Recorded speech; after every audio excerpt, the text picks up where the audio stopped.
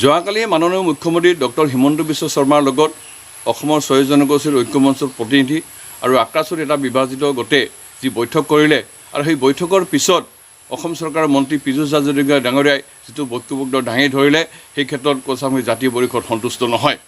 কাৰণ কোচামুখী জনগোষ্ঠীৰ জনজাতিকৰণৰ সকলো বিধি ব্যৱস্থা আৰু চৰকাৰী অনুমোদন হৈছিল, যাৰ কাৰণে 1996ত কোচামুখীসকলক ৰাষ্ট্ৰপতিৰ অধ্যাদেশৰ জৰিয়তে জনজাতিকৰণ কৰিছিল। কিন্তু এতিয়া সেই বৈঠকৰ পিছত মন্ত্ৰীয়ে কৈছে যে 40% মানে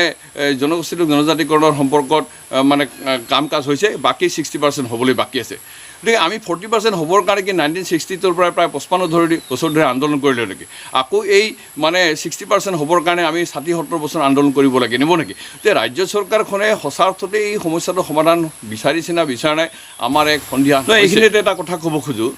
যে যোৱাকালি যিকেইটা সংগঠনে মুখ্যমন্ত্ৰীৰ লগত বহিলে,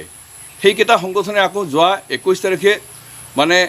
মন্ত্ৰীয়ে আমন্ত্ৰণ কৰাৰ পিছতো সেই সভাখনলৈ তেওঁলোকে নগ'ল, প্ৰত্যাখ্যান কৰি পেলাই তেওঁলোকে প্ৰস্তাৱ আগবঢ়ালে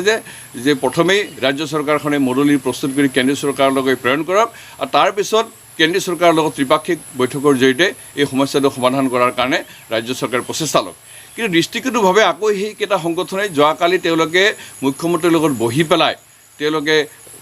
আগন্তুক 26 তাৰিখৰ যিটো অসম বন্ধ সেইটো প্ৰত্যাখ্যান কৰিলে, আনহাতে তেওঁলোকে ৰাজ্য চৰকাৰৰ যিটো প্ৰস্তাৱ সেইটো তেওঁলোকে সন্মতি প্ৰকাশ কৰিলে যে এই সংস্থাৰ জনজাতিকৰণ দাবী কৰা যিকেইটা সংগঠন কাৰ্যক্ষেত্ৰত এই জনগোষ্ঠীৰ যিটো জনজাতীয় এই দাবীটোক লৈ তেওঁলোকে হেতালি খেলিছে নেকি? আমাৰ এনেকুৱা এটা সন্ধিয়া হৈছে। গতিকে ৰাজ্য চৰকাৰখনে সঁচা অৰ্থতে যদি এই সমস্যাটো সমাধান বিচাৰে, তেতিয়াহ'লে 6 জনগোষ্ঠীৰ জনজাতিকৰণৰ সপক্ষত আজিলৈকে যিমানকেইটা সংগঠনে আন্দোলন কৰিছে সেইকেইটা সংগঠনৰ লগত সৌহাৰ্দ্যপূৰ্ণভাৱে আলোচনা কৰি